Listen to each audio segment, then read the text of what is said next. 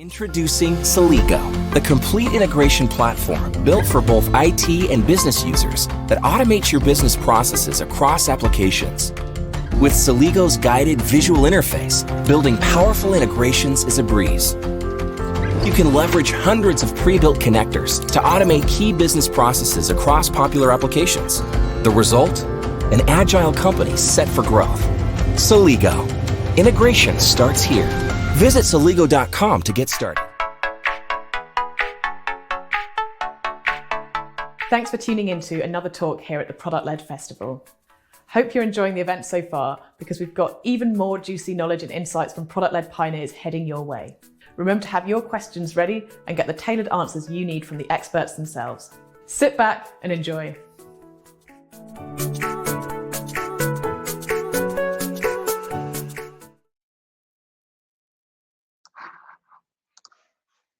Hello, everyone, and welcome back. It gives me great pleasure to introduce our next and final speaker for today. We've got Cassie Peratori, who is a growth PM from SurveyMonkey. Cassie actually has my favorite presentation title of the whole event, Business in the Front, Product in the Back, and she's going to be talking to us today about how to grow product with a business mindset. We'll be taking questions at the end, so please do pop them in the chat throughout and we will get to them. And feel free to connect with Cassie on LinkedIn. I've posted that at the top of the chat as well. And without further ado, Cassie, welcome and take it away. All right, thanks so much, Heather. Hi, everyone. I'm seeing the chats coming in from all over the world. That's so awesome. Hello to you all, and thanks for tuning in. Let me just pull up my screen real quick to show you guys the presentation and we'll get started. Oh, actually, you know what, Heather? It's telling me that we do need to go through the download. So let me just do that real quick. It says it's disabled. Sorry, guys, 1 second.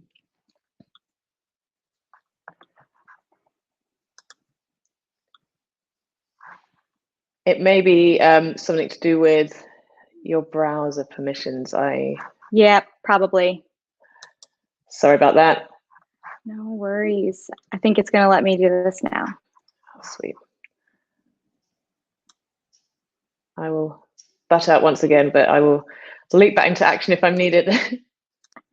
No worries. It should be showing up in a sec now.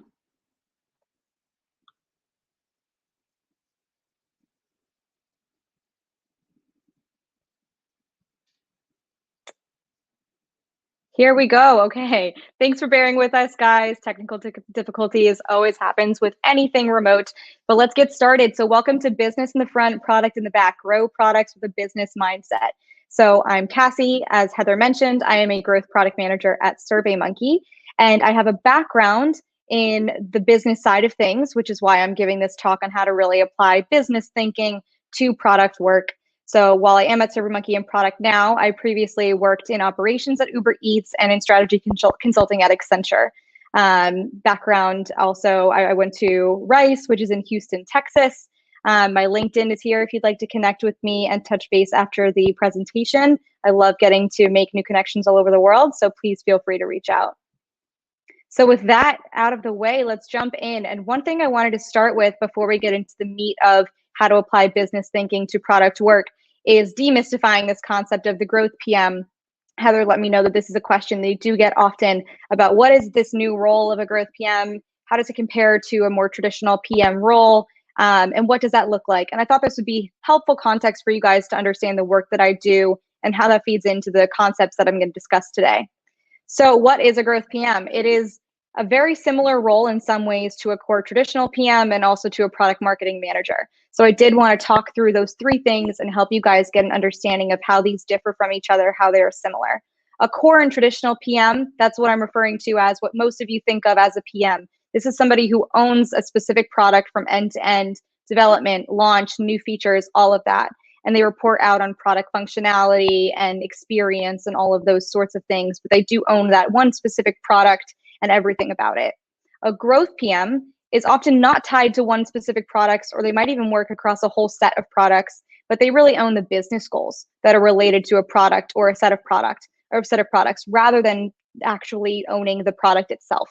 And then they will report out on things like conversion rate, retention, bookings, again, the more business side of that product and how it actually drives revenue for the business as a whole. And then a product marketing manager. This is a different flavor of somebody in marketing. They really own the go-to-market strategy of a product. They also work on sales enablement. So what do we need to tell our sales organization to really be able to sell this thing effectively? And how do we position the product in the market? What are the value props? What kind of users should we be marketing to? They really bridge the worlds of product and marketing. And their key metrics are, of course, things around like product awareness, sales win rate, campaign success. But to give this a more tangible edge, here's an example of projects by role. And so I'm going to use Uber Eats throughout this presentation as a case study because it is likely a product that most of you have tried, or you've at least tried similar things like DoorDash or Deliveroo or Caviar. So I think this will be a useful way to really put these concepts into a more tangible framework. And so the way that these three roles might divvy work up across the product is like this. So for a core and traditional PM, they would probably own one specific product. In this example, it is this carousel that I've screenshotted here, a personalized recommendation carousel. And they would probably optimize this for click rate. What they're going to care about is that people use this particular carousel, that the functionality works, and that it's really engaging for users. A growth PM probably wouldn't work on one specific piece, but instead they might own the entire landing screen, meaning the screen that you see when you open up the app. And they might test different placements of those carousels. So they'd work with core and traditional PMs to decide what to highlight and how to highlight that specific product. But they'd be working across the broader scope of the entire landing screen and really optimizing it for conversion to make more money throughout the ordering process. And then a PMM, the product marketing manager, they might launch something like the March Madness campaign that I've screenshotted here. So this is something that they would actually work to launch in the first place, to measure impact and track brand awareness to see if it's really moving the needle in terms of product marketing. And then lastly, because I've also been told that this is a common question that product-led gets, how do you become a growth PM if you are here because you're interested in that path? There are many paths to becoming a growth PM, and by no means is one of them better than the other or more surefire than the other. But some common questions: do you need to be a traditional PM first, a core traditional PM?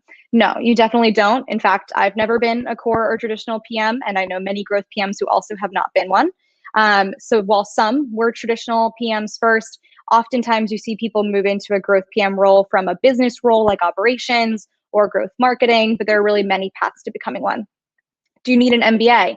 No, but in some cases it could be helpful. For example, if you don't have any business experience or marketing experience, or really any specific experience tied to the growth PM role, it could always be helpful to get one because it would help you have an edge and be a good way to break into the field. Lastly, what are some key growth PM skills? Some ones that come to mind for me are agile experimentation, because this is really what the bread and butter of a growth PM is. Every single day we live and breathe agile experimentation, launching many different experiments across our products to figure out what works and what improves conversion. User lifecycle analysis is also very helpful, and we're going to talk about it later today in the presentation. Marketing savvy is great, and then as with any PM role, collaboration is super key.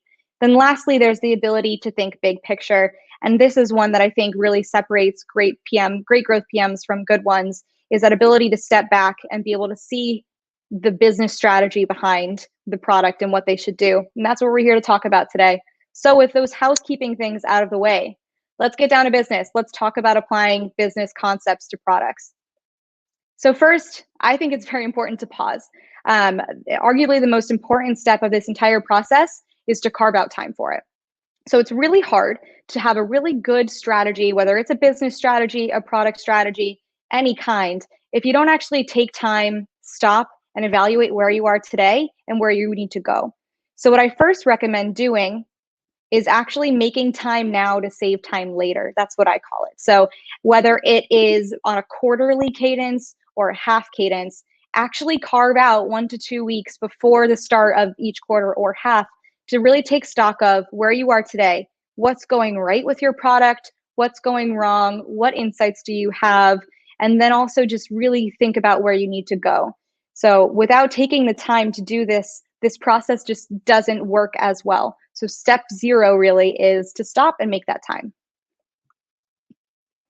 And now let's get into the real steps towards thinking business but executing product. So step 1 is to orient. This is about identifying what business goal your product ties most closely to. And this is what we're going to call your North Star. That might be something that you've heard before, whether at your company or other talks, but the North Star is very, very key to this process, because without knowing what it is that you're marching toward, what broad goal you need to achieve with your product, it's really hard to know what you should do.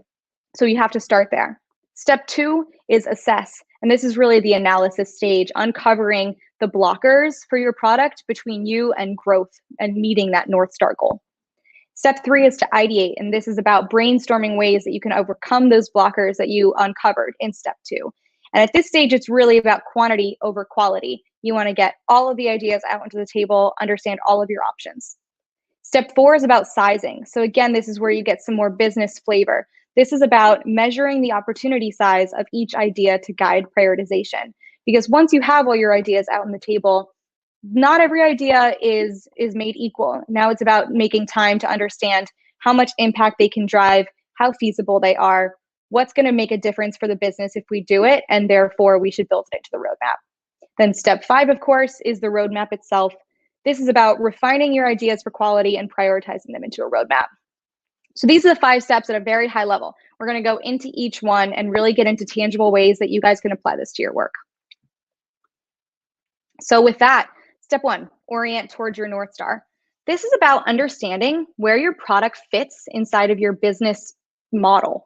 So your business strategy, which is probably set by somebody else in your organization, whether it's your CEO, your business partners, your finance partners, somebody in your company is thinking about this, is devising the business strategy that is going to get the whole company to success. And this is actually a really, really crucial input for good product strategy. Oftentimes they're handled separately. People are thinking about business strategy, they're thinking about product strategy, they're not making them mesh together. So while your product undoubtedly does tie to a business goal, you got to figure out which one. And so again, you can go talk to somebody on the business side of your company to figure out what it is if you don't already know. But here are some things to look out for in case you need to go hunting for it.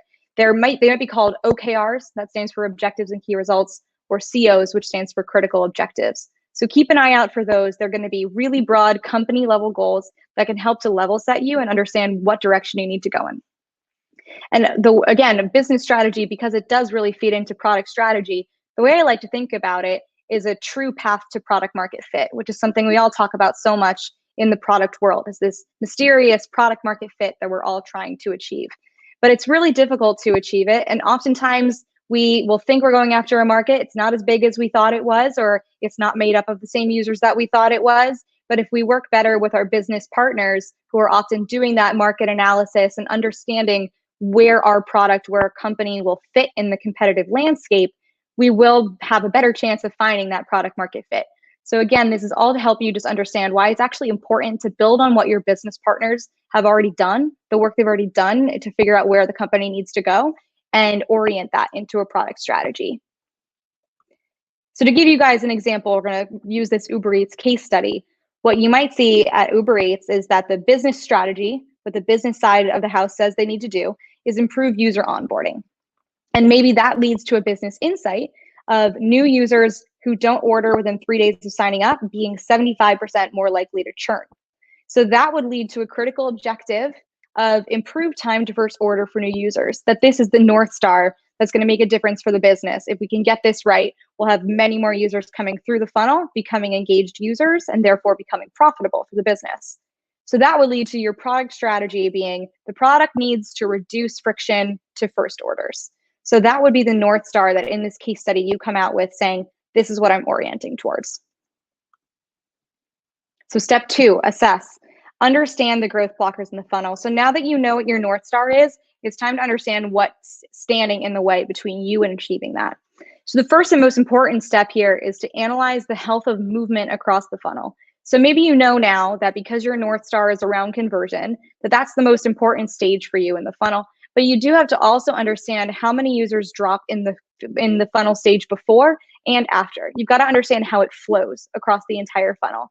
And this is because even if you manage to completely perfect things and you make it so easy for a user to convert in the Uber Eats landing screen for their first order, what about what happens next? Because if you're just funneling more people to the next stage of the funnel, but then something goes wrong there and they all ultimately churn, then you're still not going to move the needle for the business.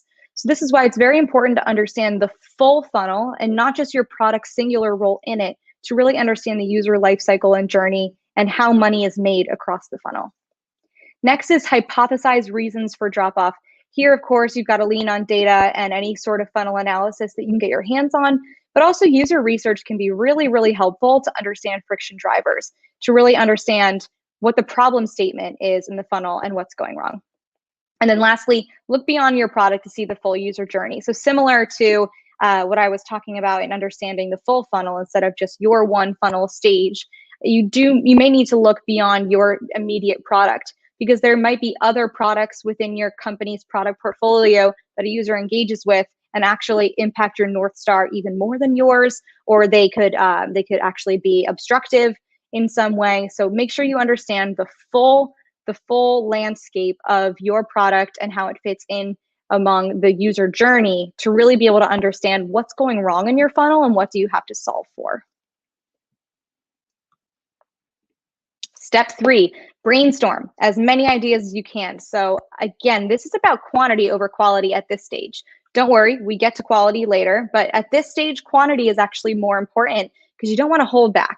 Some of the best ideas are often just not mentioned out of fear that they're not viable, that they're not good enough. But at this stage, get it all out onto the table. So I always find it helpful to brainstorm and gather feedback with my team, my partners in design, content strategy, engineering, to share their ideas. Sometimes people across the product team are less likely to speak up with their ideas if it isn't necessarily something they do in their day-to-day, but that doesn't mean they don't have great ideas. So get together with your entire team and see what people have in mind. Hold a design thinking session. These are always incredibly helpful. Again, they help to just level the playing field. Everybody has an equal voice in the design thinking session, and it's not about the role that you have. And that's a great way to just get really good ideas out and into the open. And lastly, you can run a user survey in your app or on your website and just ask users what's going wrong. Ask them for feedback. Ask them what features they need. And that can surface some things that you and your team never would have thought about because it's coming directly from the source. This is also a great way to get those insights. I also love to talk to other teams for a fresh perspective. Talk to operations, user research, marketing, other product teams, people who don't work on your product but may have found really interesting insights that are very applicable to the problem that you're solving. Gather relevant research and analyses from them and just ask them to share things that they learned. Ask them, what did you learn last quarter that you thought was really interesting? What did you learn last half? What surprised you? What went wrong? What would you have done differently? These are the kind of things that are not often naturally shared across teams, especially across teams that don't work on the exact same product or work stream. But you can actually find things that are super impactful for your work if you would just ask, or if they would just offer up the information. So get those conversations going. Step 4, and this is one of my favorite steps because this is where it all just really comes together and starts to become usable. Because up until the stage, things have been somewhat ambiguous, right? We know we have this problem we have to solve. We know that there are these things going wrong in our funnel that stop users from converting or stop them from being retained, whatever it is. But at this stage, now that you have all your ideas, this is the stage where you can finally figure out what makes sense to work on. And so some of you may already be familiar with the RICE prioritization framework, and some of you may not. But I actually make a small tweak to it when I use it that I think helps it to have more of a solid business context in the final score. But let me take a step back for those of you who haven't heard of this framework. It is a framework that's used to prioritize ideas. It's a very simple formula that encompasses all of the different variables that an idea has, from the impact that it can have to the confidence of how much confidence do you have that it will work, that it will move the needle, to effort. So by the end of this calculation, once you've done this for all of your ideas, you actually will have an apples to apples number that encompasses all of these things, and you can stack rank your ideas and get a better sense of where to start. So this really helps to just reduce the ambiguity behind every idea, because without something like this to really assign a numerical value to, it can just turn into a whole rabbit hole, an entire tangent of, well, this idea will help us do this, and this idea is more important because of this. And if it can just be a debate ongoing with so many people. But if you have a number you can tie it to that already speaks to all those different factors, it'll be a lot easier to prioritize. So with that said, let's talk about how to do this. So with the formula being reach times impact times confidence times urgency divided by effort, that is the formula I use. You will notice that in RICE, there is no U. That is because I added urgency. It's my own thing that I find makes the formula more complete. I think this is very helpful because oftentimes there are things that need to be done because the business needs it for some reason, whether it's because a feature is being launched and so we have to do something to promote it, or there's been this issue with this feature and we have to do something to let users know that we've resolved it. Urgency is a very important factor. And so I find that including it in the RICE prioritization framework really just makes the score more comprehensive, and again, helps you with that apples to apples comparison so that you don't end up having to have additional debates over what should be done and why. So let's go into the quick definitions of what each of these are. Reach, that is how widespread will this be? And what I use here is the number of users that can be reached. And we'll go into an example in a moment, but this is just about the number of people or events or actions that this idea has the opportunity to impact. The second factor is impact. So this is about how much your metric can be moved. Confidence, how sure are you that it will work? Urgency, how time sensitive and necessary is it? For these three, I use a scale of 1 to 5 for their number. 1 is the lowest, 5 is highest. Of course, this is going to be a more ambiguous assignment. You could probably debate all day about whether something is a 3 or a 4. Do your best with this. As long as you're consistent in your scoring across all ideas, it does what it needs to do. And then lastly, we've got effort. How long will this take to launch? So what I tend to use here is just the number of weeks from development to launch that it would take. You may also use person weeks. Whatever metric is easiest for you to really define what effort is what you can use here. And now I'll give you an example of what exactly this looks like. So with going back to our Uber Eats case study, if our North Star that we were talking about earlier is improved time to first order for new users, and we've got an idea and it's to test a new carousel on that landing screen with a promotion, and that promotion is available for your first 5 orders, what's the score? How do we put this into our prioritization framework? So the reach here, let's say it's 500,000 app views per month. So that's reach. Impact, we think it's a 4. That compared to all the other ideas that we have, this is one of the more impactful ones, maybe not the most. We're going to give it a 4. Confidence, likewise, 4. Let's say that's because we've done something similar across the app, or there's research we can point to that shows that it's likely to work. We're giving confidence a 4. Urgency, let's say it's really, really important because this promotion is time sensitive, or it's going out to a set of users that needs to get it now. Again, this one's usually defined by business context. So let's say it's pretty urgent, it gets a 3. Effort is 4 weeks. From today to launch, it would take 4 weeks. So that is our effort score. So you put all of that together, you get a score of 6 million. And of course, now you're probably thinking, but what does that mean? 6 million sounds pretty high. How do I put that into context of execution? So that is where step 5, curate, comes in. This is about shaping a roadmap that can actually move the needle by using those scores. So what you do is you stack rank those ideas by opportunity score. Because again, the beauty of using these formulas is that you now have an apples to apples comparison of all of your ideas. And that's going to make it a lot easier for you to figure out what to work on, because you can filter from highest to lowest, and that is an initial indication of what should be prioritized and what should not. Consider project's urgency as well when you're sequencing projects. Again, that urgency score can be really helpful because it's a quick way to determine what needs to happen now versus what is not so important to happen now. So you can use this to try to figure out, well, this should probably happen in Q1, this can wait till Q2, blah, blah, blah. And then lastly, I like to keep a list of the low impact, low effort ideas and keep them in a backlog.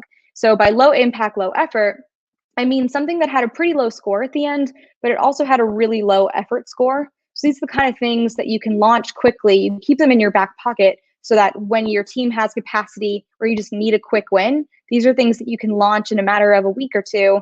They may not move the needle alone, you know, just by themselves, but they can be really helpful to start gaining momentum. So lastly, going back to our Uber Eats case study to show how these ideas would be used in practice to prioritize ideas into a roadmap, let's take 3 ideas that maybe the team put forward to solve for that North Star of improving time to first order. So first we have the one that we were just discussing, the carousel with the promotion for the first 5 orders. And this one has the highest RICE score. So it's clearly something that should be prioritized, but it's also high effort. It takes 4 weeks of effort. So because this is high priority, it should be somewhere early on the roadmap, but you've got to build in at least 4 weeks to be able to launch it on time. So it needs planning ahead, and you have to sequence it accordingly in your roadmap. Second, you have promote new partnership in the billboard. So this one has a pretty high RICE score, but it has really high urgency compared to the others and low effort. So that means that this should be one of your first projects. It's pretty quick to get it off the ground, but it also has very important business context. That means it should be done sooner rather than later. So it's going to be in one of your first projects that you launch in your roadmap. And then lastly, let's say you've got your pop-up promotion banner. So this one's got a low RICE score, low urgency, low effort. This is the kind of thing you put into your backlog. You don't need to prioritize it today. You get to it when you have time, or you launch it when you need some quick wins soon. And that is it, you guys. I want to open it up to get any questions. I know we just covered a lot of materials, and you'll have this deck as a handout so that you can go through and put any of this into practice whenever you're ready to. But let me know, Heather, if there are any questions from the group, and I'd be happy to jump in.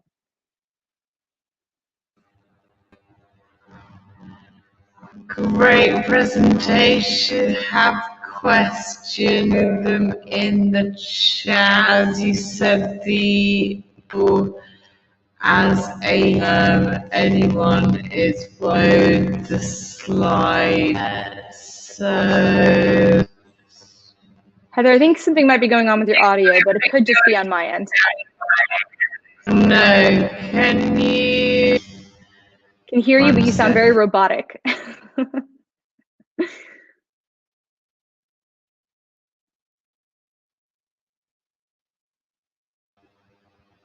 Sorry, give me 2 seconds.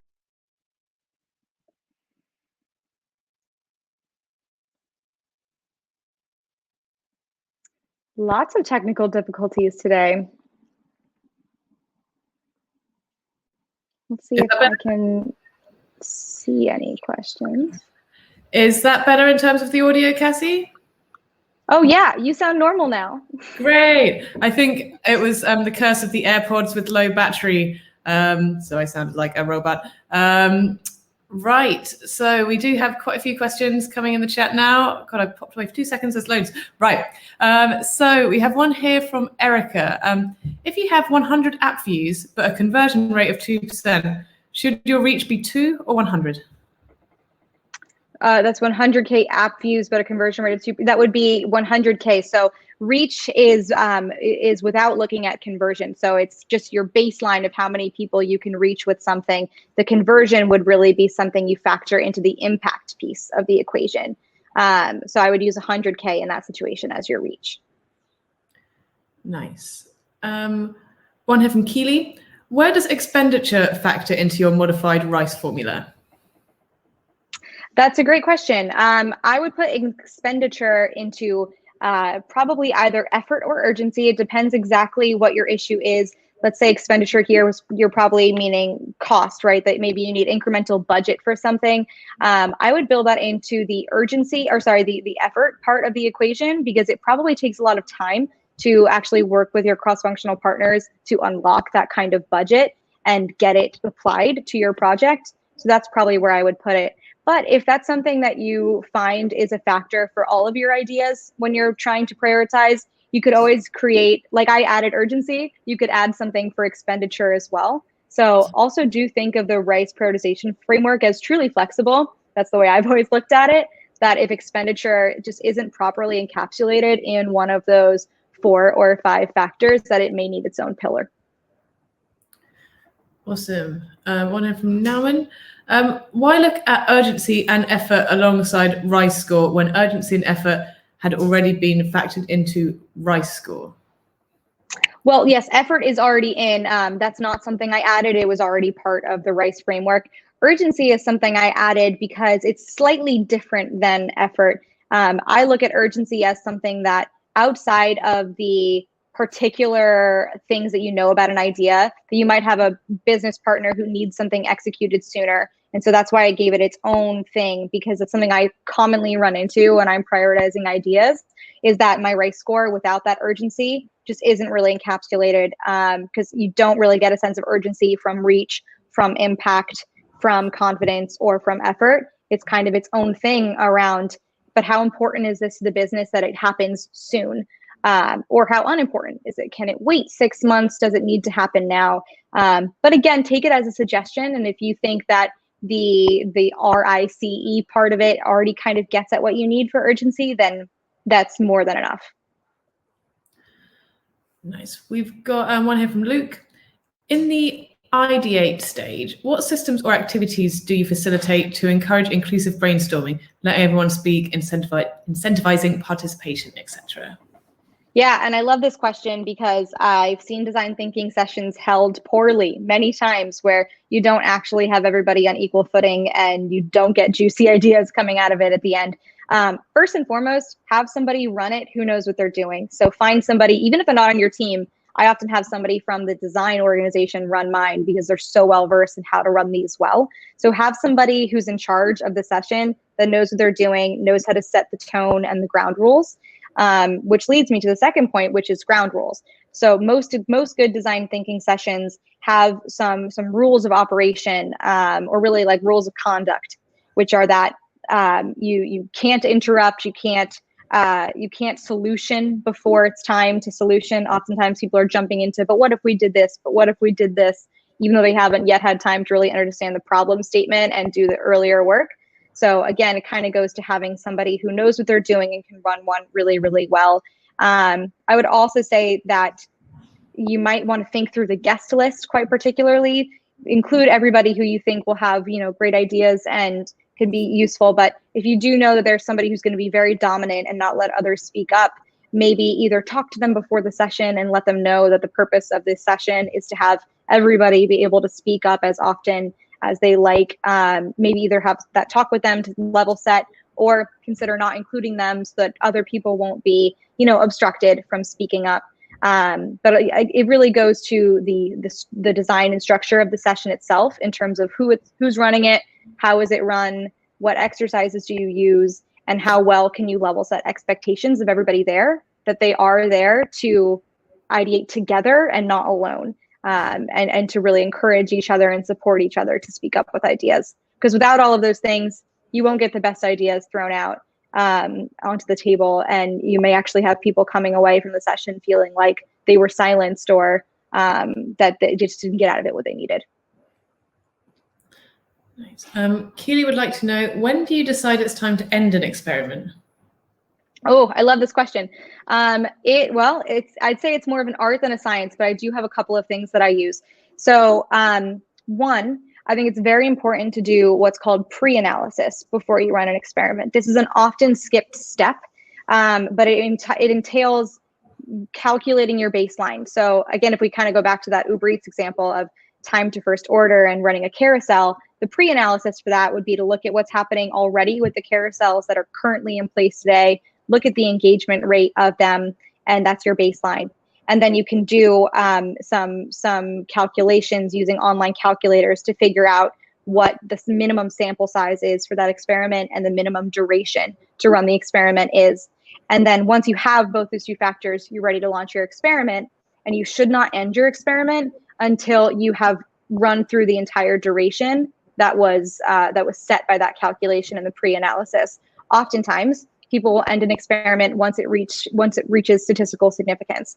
That is a very common mistake. If you reach statistical significance and end it, you may actually be ending the test prematurely. It's completely possible to reach stat sig before an experiment is done.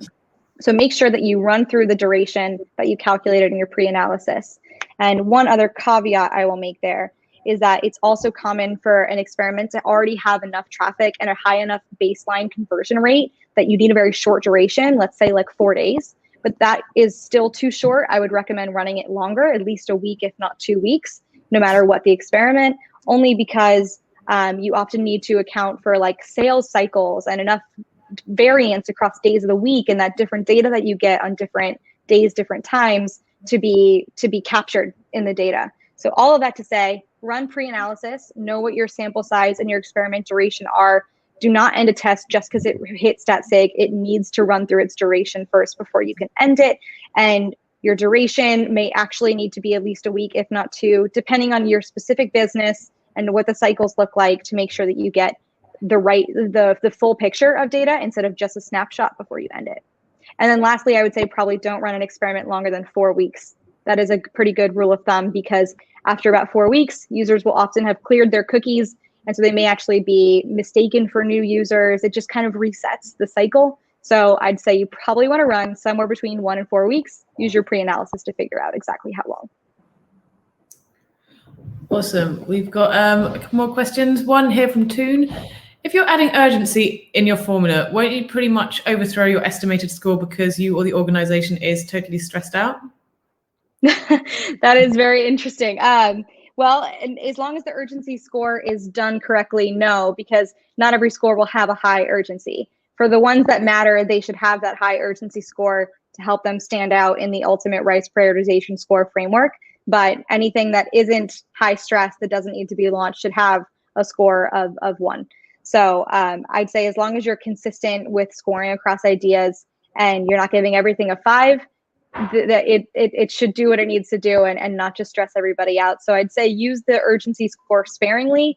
But if you're worried about the organization just kind of reacting strongly to it and not really being able to quite understand what the urgency score is meant to do, then you could always leave it out and just kind of on an ad hoc basis say, but this project is time sensitive and needs to be moved up to the top of the timeline, and do it that way. So I would reiterate that the urgency addition is really a suggestion. It's something that I've found is very useful in my projects, but may not be right for every single business and how they operate. Great, and we've got one more question to round us out from Gratan.